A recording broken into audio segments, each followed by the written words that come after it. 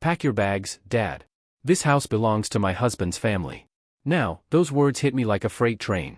My own daughter, the child I'd sacrificed everything for, stood in my living room with 7 strangers, announcing they were stealing my home. But here's what Diane didn't know. I'd been expecting this moment for 2 years. And I'd prepared the perfect gift for thieves, a $2.3 million debt bomb that would detonate the second they touched my property. You see, in chess, the most devastating move isn't the one your opponent sees coming. It's the one that looks like surrender but delivers checkmate. This story has more reversals than a Las Vegas magic show. And if you've ever wondered how far family greed can go, wherever you're watching from, you're about to find out. My name is Vincent Crawford. I was a CPA for 35 years, which means I understand something most people don't. Every action has a price, and some prices are higher than you can afford. Diane thought she was inheriting a $1.8 million house. What she actually inherited was financial annihilation. And honestly, she earned every penny of it. 2 years ago I started noticing changes. Diane, my only child, began asking pointed questions about my finances. How much was the house worth? Did I have a will? What about life insurance? When I mentioned I was thinking of downsizing, her eyes lit up with an intensity that made my stomach turn. Dad, you don't need to move, she'd say, her voice dripping with false concern. This house should stay in the family. The family, as if Kevin Walsh, her contractor husband drowning in failed business ventures, was somehow entitled to the home I'd worked 36 years to pay off, as if his parents and siblings, who'd never spoken to me before Diane married him, deserved a say in my property. I'm not a vindictive man, but I'm not a fool either. When you spend decades helping clients protect their assets from greedy relatives, you learn to recognize the signs, the casual visits that always ended with financial questions, the way conversations steered toward my advanced age and need for help managing things, the subtle suggestions that maybe I should add Diane's name to the deed just in case. So I started preparing. First I consulted Elizabeth Porter, an estate attorney who'd handled my clients' most complex arrangements. Vincent, she said during our March meeting, what you're describing sounds like financial elder abuse in the making. Can we prevent it? We can do better than that. We can make it backfire spectacularly. That's when we crafted what Elizabeth called the debt trap inheritance. It was perfectly legal, completely binding, and absolutely devastating to anyone greedy enough to spring it.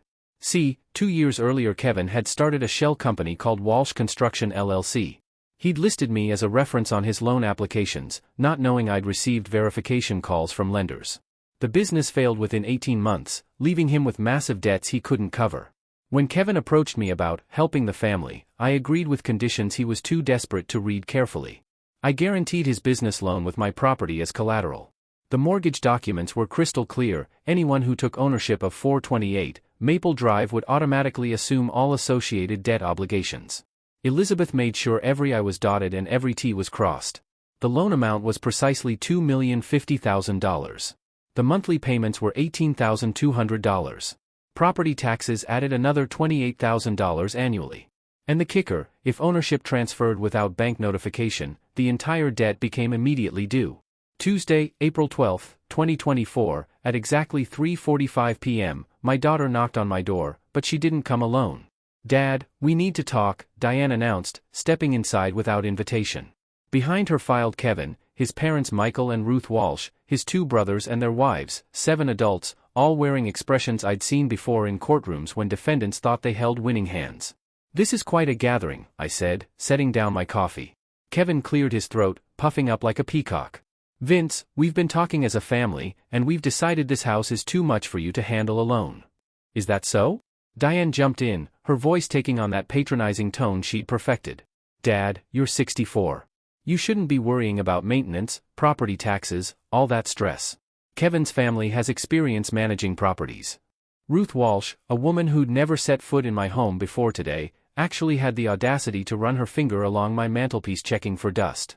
It really is too much house for one person.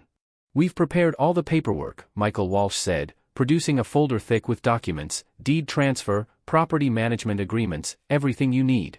We're taking care of you, Vince. Taking care of me, like I was some doddering old man who couldn't balance a checkbook.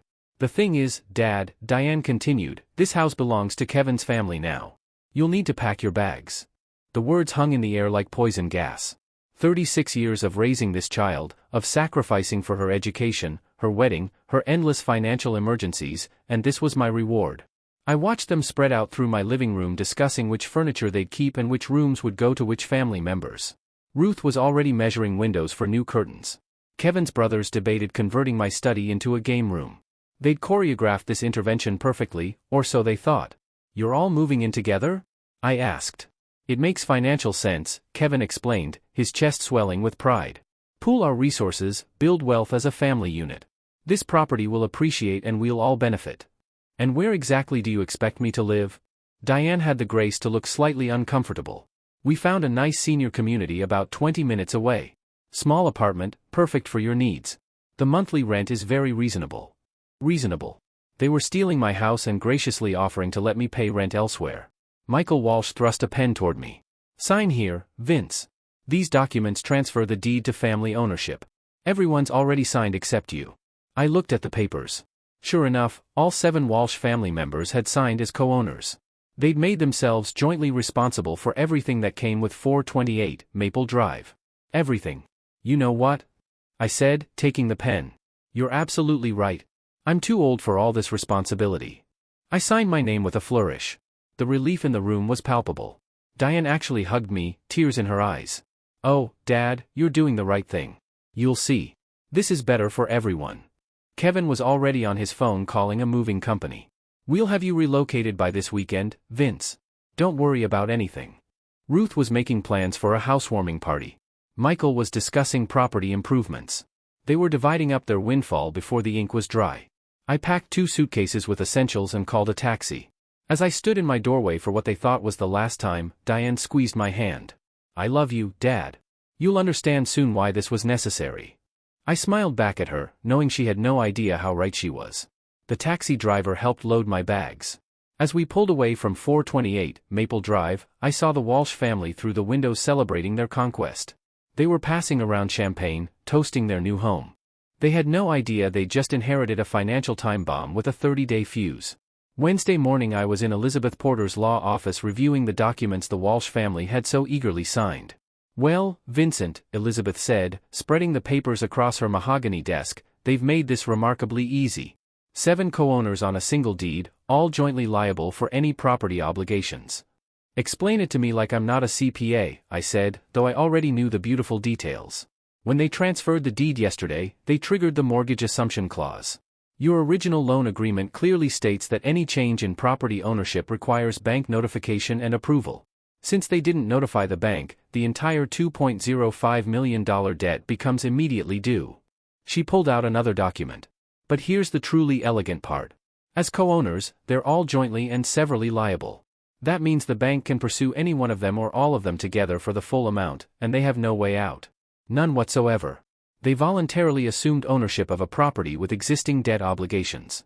The law is crystal clear. They own the house. They own the debt." Elizabeth's phone rang. She glanced at the caller ID and smiled. "Right on schedule. That's James Mitchell from First National Bank." She put the call on speaker. "Elizabeth Porter speaking. Miss Porter, this is James Mitchell, Senior Loan Officer at First National. We've received notification of a deed transfer for property at 428 Maple Drive. The new owners haven't contacted us regarding assumption of the existing mortgage." "That's correct, Mr. Mitchell. The transfer occurred yesterday at 3:45 p.m. The new owners are Kevin Walsh, Michael Walsh, Ruth Walsh, Brian Walsh, Daniel Walsh, Patricia Walsh, and Diane Crawford Walsh." "I see. And they're aware of the $2.05 million outstanding loan balance." "I believe they're about to be."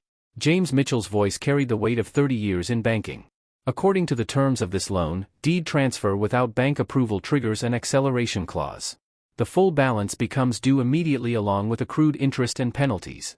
"When will you be contacting them?" "Monday morning. We'll send a certified letter demanding full payment within 30 days. After that," he paused. "Well, let's hope they have $2.3 million lying around." After ending the call, Elizabeth leaned back in her chair. "Vincent, in 35 years of practice I've never seen a more perfect legal trap. They literally walked into this with their eyes wide open. What about their monthly obligations? $18,200 per month in loan payments plus $28,000 annually in property taxes. That's roughly $246,400 per year just to keep the house they stole." I did quick mental math. Kevin's construction business was bankrupt. Michael worked at a hardware store. Ruth was unemployed. The brothers had blue-collar jobs. Combined they might earn $200,000 annually before taxes. They'd taken on debt obligations that exceeded their total household income. "There's one more thing," Elizabeth added, pulling out an insurance document. "You canceled the homeowner's insurance effective yesterday." "Meaning?" "The bank requires insurance on any mortgaged property.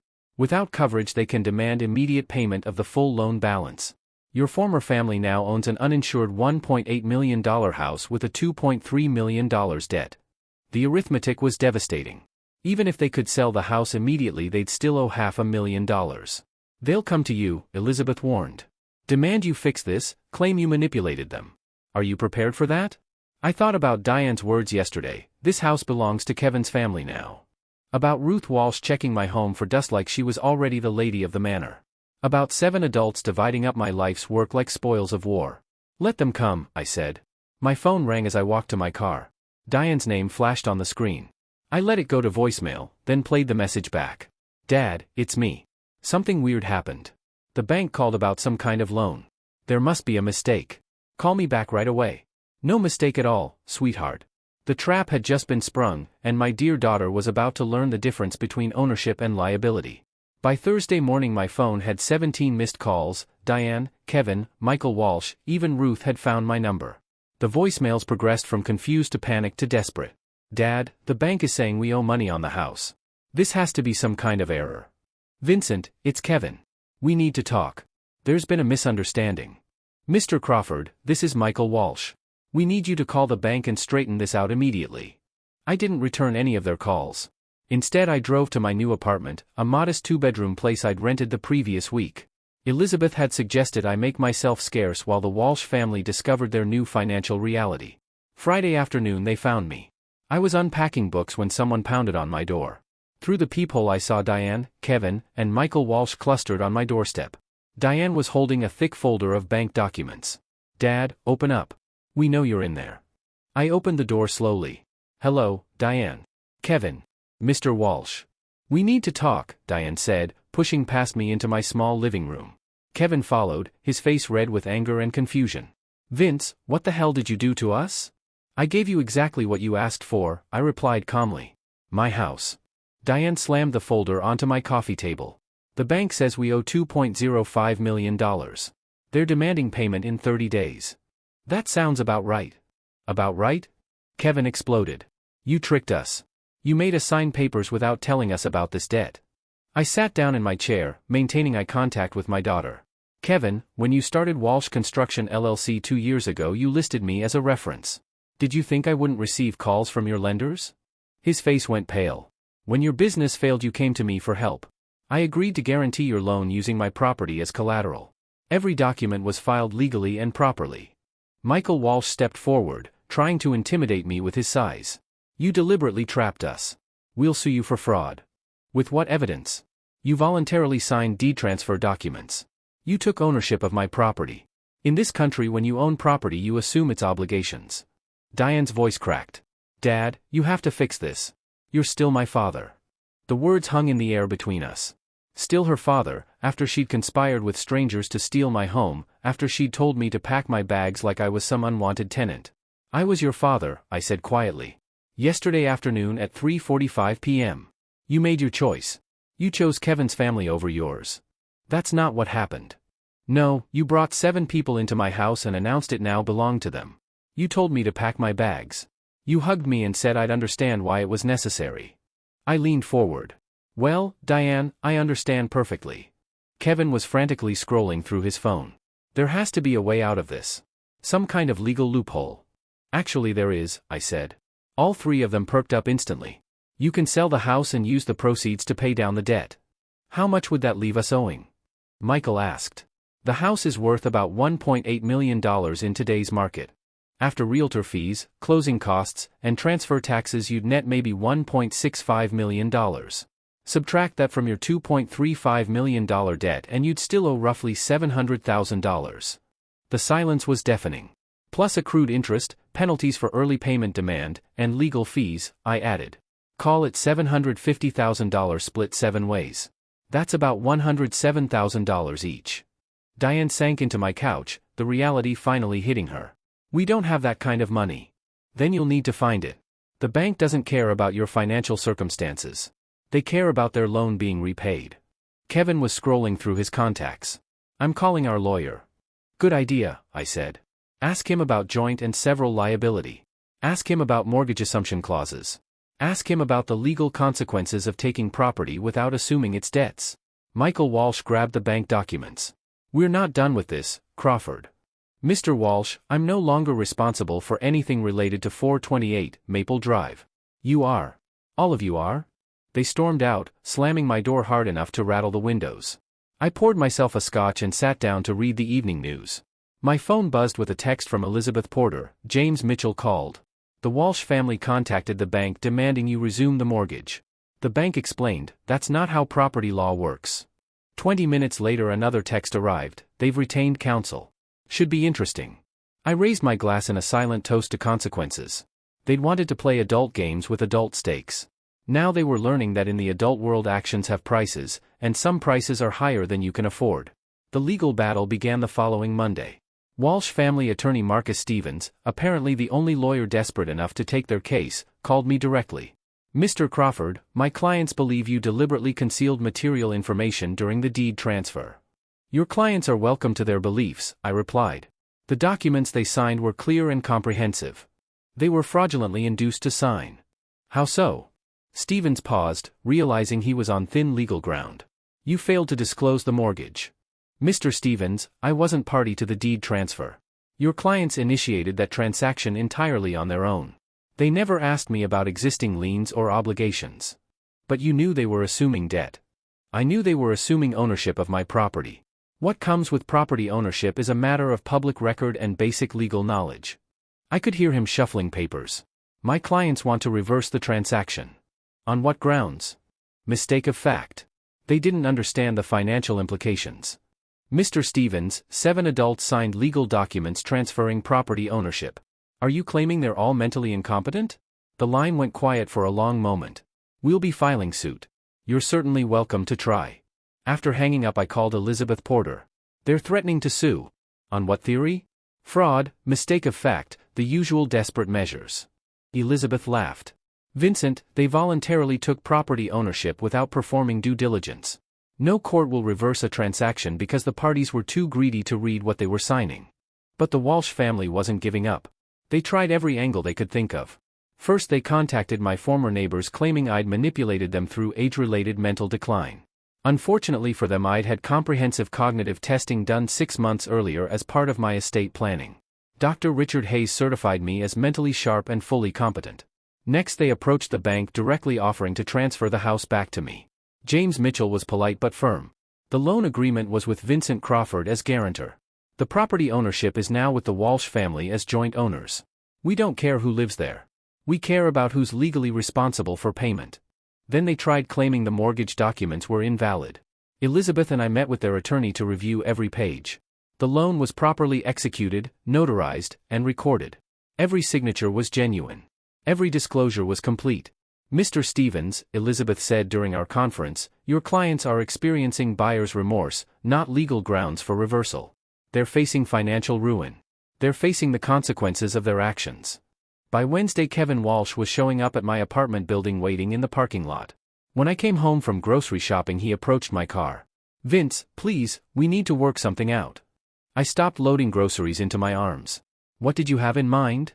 Take the house back. We'll sign whatever you want. And the debt? You guaranteed the loan originally. You can guarantee it again. Kevin, I guaranteed that loan using my house as collateral. You now own my house. How exactly do you propose I guarantee a loan with property I don't possess? He hadn't thought that through. We could work out some kind of partnership. You mean after stealing my house you want me to help you pay for it? It wasn't stealing. We're family. No, Kevin. You're strangers who decided you deserve my life's work more than I did. That evening Diane called. Her voice was small, defeated. Dad, Kevin's brothers want to sue me personally. They're saying it was my idea to take the house. Was it? I thought you'd be happier in a smaller place. I thought the house was too much for you. Diane, let me ask you something. In 36 years have I ever asked you for help managing my finances? No, have I ever seemed confused about money or property?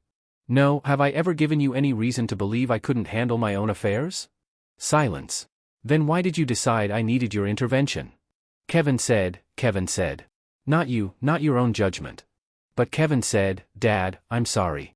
I know this looks bad, but, Diane, this doesn't look bad. This is bad. You conspired with strangers to steal my home. You brought them to my door and told me to pack my bags. You made me homeless in my own house. We found you an apartment. You found me exile. It wasn't supposed to be like this. How was it supposed to be? I die quietly in some senior facility while you and Kevin live in my house? You inherit my life's work without the inconvenience of waiting for my actual death? The line went quiet for a long time. When Diane spoke again, her voice was barely a whisper. What do we do now? You figure out how to pay $2.35 million plus interest plus penalties plus property taxes. You figure out how to afford $18,200 monthly payments on blue-collar incomes. You figure out how to explain to your husband's family why their great real estate investment is actually a financial catastrophe. And if we can't, then the bank forecloses. You lose everything and you still owe the deficiency balance. Dad, please, what, Diane? Please save you from the consequences of stealing from me? Please fix the mess you created by being greedy and short-sighted. Please don't hate me. I looked out my apartment window at the life I'd been forced to build from scratch at 64 years old. A life I'd been living for exactly 1 week because my own daughter decided I was inconvenient. I don't hate you, Diane. Hate requires caring. And right now I don't have any care left to give. I hung up and turned off my phone. Outside I could see storm clouds gathering, and I realized they were perfectly appropriate weather for what was coming next. The Walsh family's desperation reached new heights when they discovered I'd canceled the homeowner's insurance. Thursday morning Michael Walsh called me in a panic. Crawford, the insurance company says you terminated the policy. That's correct. I canceled insurance on property I no longer own. But the bank requires insurance. They're threatening to force place coverage at triple the cost. Then you'd better arrange your own policy. We can't afford insurance premiums on a house this expensive. Mr. Walsh, if you can't afford insurance premiums, how exactly were you planning to afford mortgage payments? That's not the point. Actually, that's exactly the point. You took ownership of a property you can't afford to maintain, insure, or pay for. Friday afternoon brought a new development. Ruth Walsh appeared at my apartment with what she clearly thought was a devastating revelation. Vincent Crawford, we know what you did. I'm sure you do, Mrs. Walsh. You were there when you did it. You planned this. You set us up. I opened my door wider and invited her in. Please explain my terrible crime. She marched into my living room clutching a folder. We hired a private investigator. We know you met with lawyers months before we signed those papers. Mrs. Walsh, I've been meeting with lawyers for 35 years. It's called estate planning. You knew Kevin's business was failing. Yes, since I guaranteed his loan. You knew we couldn't afford the mortgage. I knew your combined family income was approximately $180,000 annually. I also knew you were voluntarily assuming debt payments of $246,400 per year. The math wasn't complicated. She threw her folder on my coffee table. You manipulated us. How? You let us think the house was free and clear. Mrs. Walsh, did you or anyone in your family ask me about existing liens or mortgages before signing the deed transfer? We shouldn't have had to ask. In what universe does someone transfer property ownership without disclosing financial obligations to the new owners? She had no answer for that. Let me ask you something else, I continued. When you walked through my house on Tuesday discussing which rooms would belong to which family members, did it occur to you that maybe, just maybe, you should understand what you were taking on? We were helping you by stealing my house. It wasn't stealing. Mrs. Walsh, you entered my home with 7 family members, announced the property now belonged to you, and told me to pack my bags. What would you call that? Family reorganization. I stared at her for a long moment. Family reorganization? Is that what you call theft in your family? Ruth Walsh's composure finally cracked. We're going to lose everything. Kevin's parents put their retirement savings into this. His brothers borrowed against their own homes. Now I understood the full scope of their disaster. They hadn't just taken my house. They'd leveraged their entire extended family's financial future on property they couldn't afford. Mrs. Walsh, why would Kevin's family invest their life savings in a property they'd never evaluated? Because Kevin said it was guaranteed money. He said you were old and confused and would just sign everything over. There it was, the truth, finally. So your family's financial planning was based on the assumption that I'm senile. Kevin said you were starting to slip. Said you'd been forgetting things, having trouble with bills. And you believed that? Why would he lie? Because he's drowning in debt and saw my house as his life preserver. Ruth Walsh looked around my organized, well-maintained apartment. She was finally seeing what Elizabeth Porter had seen months ago, a man who was sharp, competent, and anything but confused. "Oh my God," she whispered. "Kevin lied to all of us. Mrs. Walsh, your son-in-law saw a valuable property and convinced your family they deserved it more than the man who'd spent 36 years paying for it. The fact that you believed his lies doesn't make you victims. It makes you accomplices." She started crying then, probably realizing that her retirement savings were gone, that Kevin's brothers' homes were at risk, that their entire extended family faced financial ruin because they'd chosen greed over due diligence. "What can we do? Pay the debt you voluntarily assumed." "We can't." "Then face the consequences." "Vincent, please. I'm begging you. These are good people who made a mistake. Mrs. Walsh, good people don't conspire to steal houses from elderly relatives. Good people don't invest life savings in property theft schemes. Good people ask questions before signing legal documents." She left my apartment a broken woman, finally understanding that her family's get-rich-quick scheme had turned into a financial death spiral. That evening my phone rang. Elizabeth Porter's voice was grim. "Vincent, we have a problem." "What now?" "The Walsh family is claiming elder abuse. They filed a complaint with Adult Protective Services alleging that you're mentally incompetent and were manipulated into the mortgage arrangements." "By whom?" "They're claiming I manipulated you, that I'm part of some scheme to defraud vulnerable seniors." I felt something cold settle in my stomach. "How serious is this?" "Serious enough. APS has to investigate. If they find you mentally incompetent, they could void all our legal arrangements and reverse the property transfer." "But I have cognitive testing." "They're claiming it was fraudulent." "Vincent, they're fighting for their financial lives. They'll say anything, try anything, accuse anyone." I looked around my small apartment at the life I'd been forced to rebuild from nothing. "Elizabeth, how long do these investigations take?" "Weeks, maybe months. And during that time everything is frozen, the mortgage payments, the foreclosure proceedings, everything." But for the first time since this began I felt a flutter of real concern. They were about to discover that cornered animals are truly dangerous, and the Walsh family was definitely cornered. The Adult Protective Services investigation began with a knock on my door Monday morning. Sarah Chen, a social worker who looked barely old enough to vote, introduced herself with the kind of professional sympathy that made my skin crawl. "Mr. Crawford, we've received reports of potential elder abuse. I'm here to assess your well-being and cognitive function." I invited her in, maintaining perfect composure while internally rage built like pressure in a boiler. The Walsh family was now claiming I was the victim. "Mr. Crawford, can you tell me about your recent property transfer? Which aspect would you like me to explain?" "Let's start with why you signed your house over to your daughters-in-laws." "I didn't sign my house over to anyone. 7 adults executed a deed transfer that I signed as the previous owner." She made notes on her tablet. "Were you pressured to sign, Miss Chen?" "They came to my home uninvited, announced the property now belonged to them, and told me to pack my bags. If anyone was pressured it was me." "But you did sign willingly." "I signed documents transferring ownership of my property to people who claimed they deserved it more than I did." More notes. "Are you currently taking any medications that might affect your judgment?" "I take a multivitamin." "Have you experienced any memory issues, confusion, or disorientation?" I walked to my desk and retrieved a thick folder. "Miss Chen, I was a certified public accountant for 35 years. 6 months ago I underwent comprehensive cognitive testing as part of my estate planning. Dr. Richard Hayes certified me as mentally competent and cognitively normal for my age." She reviewed the medical documentation with obvious confusion. "These test results are excellent." "Yes, they are." "Mr. Crawford, the family is claiming you were manipulated by your attorney into creating a complex debt structure that trapped them financially." "Miss Chen, have you reviewed the mortgage documents?" "I'm not qualified to assess complex financial arrangements." "Then perhaps you should consult someone who is before determining whether I'm a victim or a target."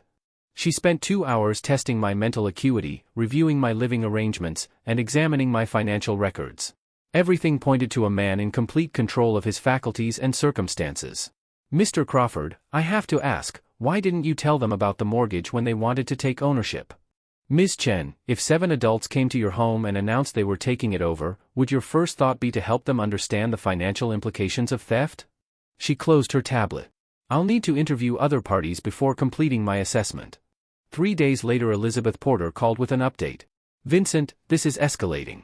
The Walsh family hired a forensic accountant who's claiming the mortgage structure was designed to defraud them. Based on what evidence? They're arguing that no reasonable person would guarantee a loan using their primary residence as collateral unless they intended to trick someone into assuming it. Elizabeth, Kevin asked me to guarantee his business loan. I used my house as collateral because it was the only asset valuable enough to satisfy the bank's requirements. This is completely standard practice. I know that. You know that. But we're dealing with desperate people who are facing financial annihilation. The next escalation came Thursday evening. I was reading when someone began pounding on my door with enough force to rattle the hinges. Through the peephole I saw Kevin Walsh, but something was different. His eyes were wild, his movements erratic. Open the fucking door, Crawford. I know you're in there. I called 911 before opening the door with the chain still latched. Kevin, you need to leave. You ruined us. My entire family is going bankrupt because of you. Your family is experiencing the consequences of stealing my house. We didn't steal anything. Diane is your daughter. Kevin, I can smell alcohol from here. Go home. I don't have a home. The bank is foreclosing. My parents lost their retirement savings. My brothers are losing their houses. Through the crack in the door I could see neighbors emerging from their apartments drawn by the commotion. Kevin, the police are on their way. You can leave voluntarily or wait for them to escort you. You think you're so fucking smart. You think you won. I think I'm tired of being threatened by thieves. We'll destroy you in court. We'll prove you're a senile old man who got manipulated by lawyers. Kevin, you're publicly threatening a 64-year-old man while intoxicated. How exactly do you think that supports your claim that I'm the problem? 2 police officers arrived just as Kevin tried to force his way past my door chain. They wrestled him away from my apartment while he screamed about elderly abuse and legal conspiracies. Officer Martinez took my statement while Officer Johnson dealt with Kevin. Mr. Crawford, has he threatened you before? Not directly, but his family has been claiming I'm mentally incompetent while simultaneously accusing me of masterminding elaborate financial fraud. The logical inconsistency suggests desperation rather than genuine grievance. Do you want to press charges? I want documentation. This man and his family are trying to reverse legal documents by claiming I'm a vulnerable elder. His behavior tonight suggests he's the dangerous party in this situation. Friday morning brought the final escalation. Elizabeth called me at 7 a.m. Vincent, you need to get to my office immediately. What's happened? The Walsh family is claiming they have recordings of you admitting the mortgage was a trap designed to hurt them. I felt ice water in my veins. What recordings? Allegedly conversations where you confessed to manipulating them. Elizabeth, I've never admitted to fraud because I didn't commit fraud. I believe you. But if these recordings exist and sound credible, we have a serious problem. I hung up and sat in my kitchen thinking carefully. Recordings of me confessing to fraud. Conversations I'd never had, admitting to crimes I'd never committed. But then I remembered something and I started to smile. For 2 years, ever since I'd started suspecting Diane's intentions, I'd been carrying a small digital recorder in my pocket. Every conversation, every interaction, every threat and accusation had been captured. I had my own recordings, hours of them. And unlike the Walsh family's alleged evidence, mine were absolutely real. I called Elizabeth back. Cancel the morning meeting. I'm bringing you something that's going to change this entire situation. It was time to stop playing defense and show them what evidence actually looked like. I arrived at Elizabeth Porter's office with 2 shopping bags full of evidence. Not just my recordings, everything I'd been quietly gathering for 2 years. Vincent, before we review what you've brought, I need to tell you about these alleged recordings. She played a file on her laptop.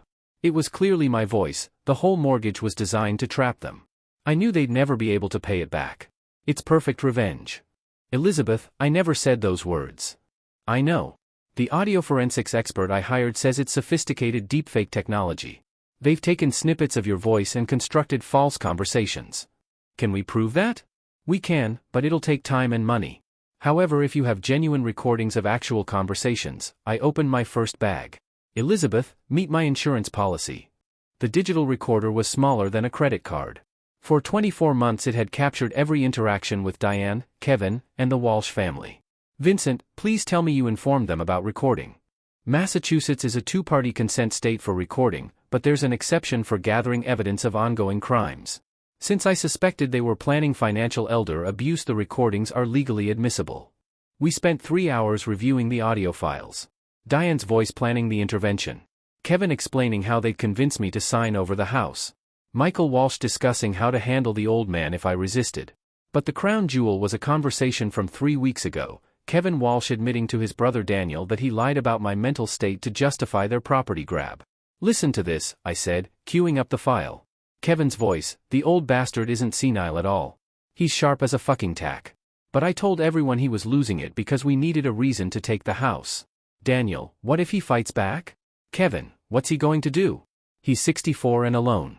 We're 7 people with lawyers." Elizabeth's eyes widened. "Vincent, this is conspiracy to commit fraud, elder abuse, and possibly extortion. There's more." The next recording was Ruth Walsh coaching family members on what to tell the authorities. "Remember, Vincent seemed confused when we talked to him. Keep saying he appeared mentally unstable."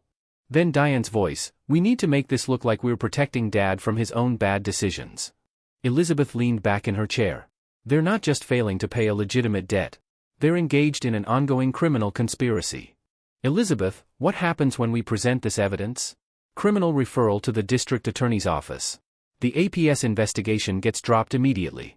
You're clearly the victim, not the perpetrator, and their civil case becomes laughably impossible to pursue." "What about their financial situation?" "Vincent, that's not your problem anymore. They committed crimes against you. The fact that their crimes backfired doesn't create any obligation on your part to rescue them. We prepared a comprehensive evidence package, the authentic recordings, the forensic analysis of their deepfaked audio, documentation of their threats and harassment, and evidence of their conspiracy to commit elder abuse. There's one more thing," I said, pulling out the second bag. Inside were copies of financial records I'd obtained through my own investigation, Kevin's business loans, the Walsh family's credit reports, records of their previous failed ventures. "Elizabeth, this isn't their first time targeting vulnerable people." The documents told a horrifying story. Kevin had defaulted on business loans 3 times in 5 years. Michael Walsh had been investigated for contractor fraud. Ruth Walsh had declared bankruptcy twice. "They're serial financial predators," Elizabeth said, reviewing the records. "Your daughter married into a family of professional scammers, and I almost became their latest victim. Vincent, we need to get this to law enforcement immediately. But first I want you to understand something. Once we file this evidence there's no going back. Diane will likely face criminal charges alongside the Walsh family." I thought about my daughter's voice on those recordings planning my financial destruction with the same casual tone she'd used to plan a dinner party. "Elizabeth, Diane made her choice when she decided Kevin's family deserved my house more than I did. I'm not responsible for protecting her from the consequences." "Are you sure? I've spent 2 years documenting their criminal conspiracy against me. I'm not about to become an accomplice by staying silent." Elizabeth reached for her phone.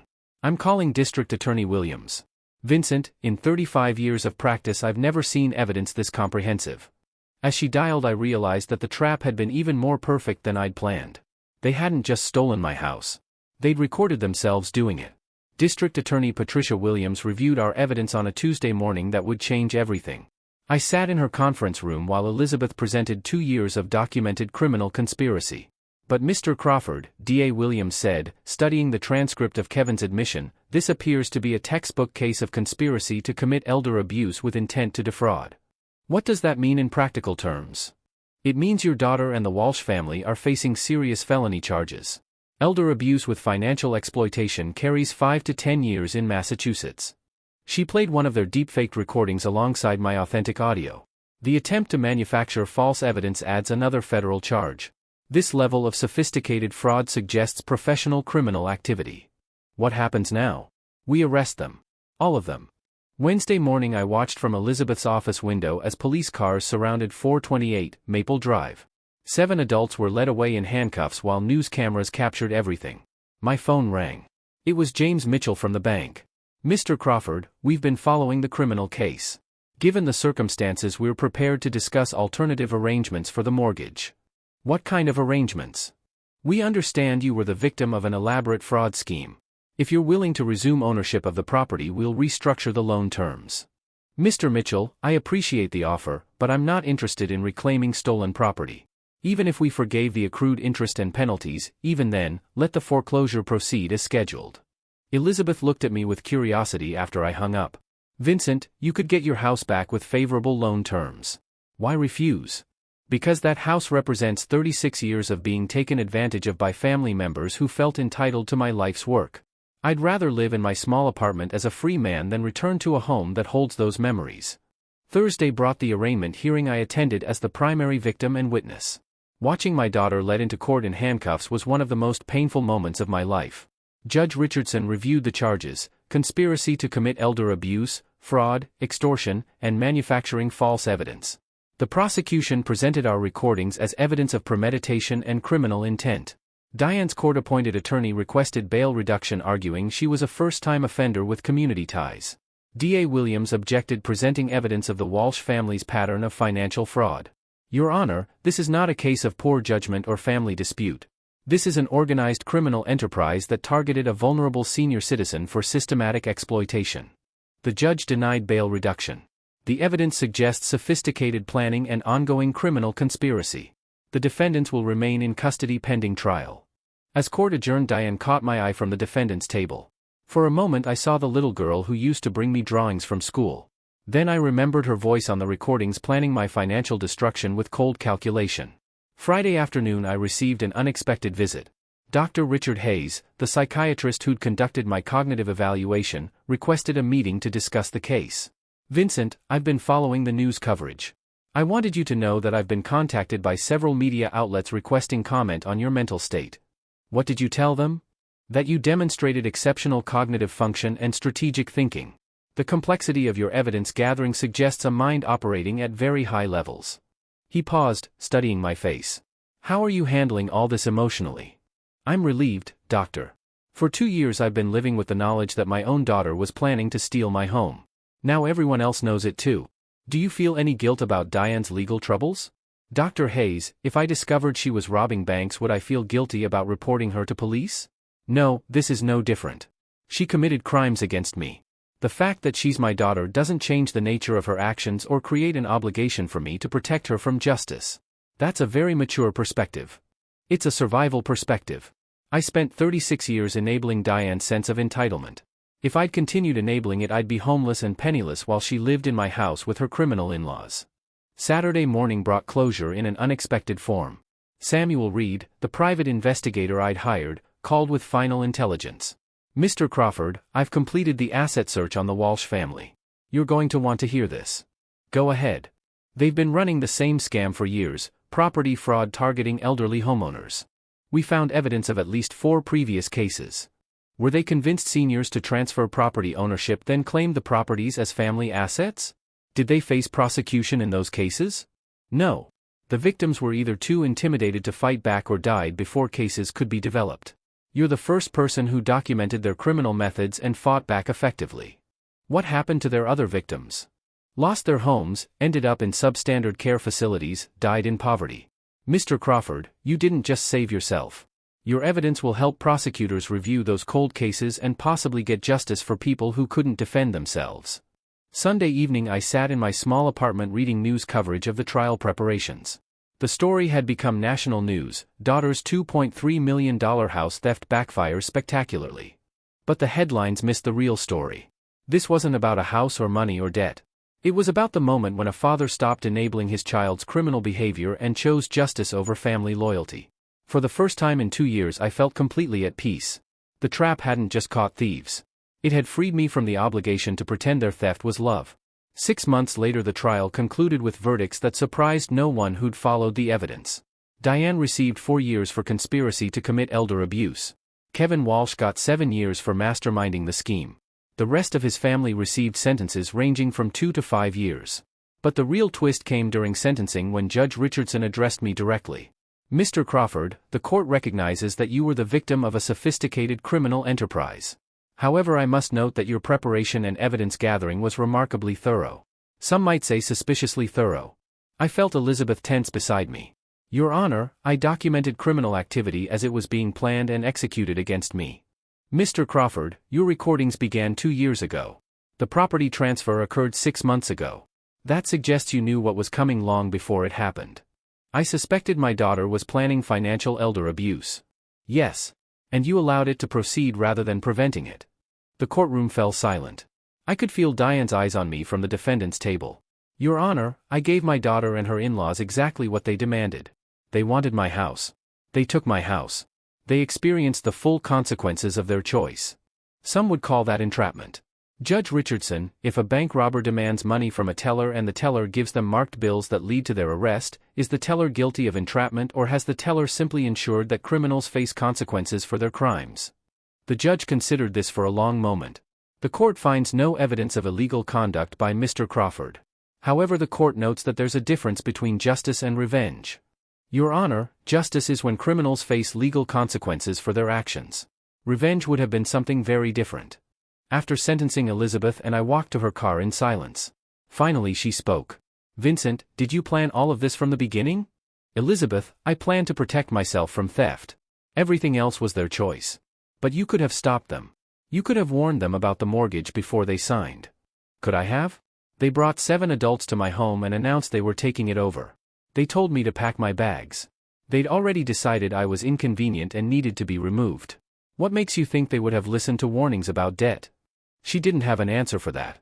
Elizabeth, let me ask you something. If I'd warned them about the mortgage, do you think they would have thanked me and abandoned their plan? Probably not.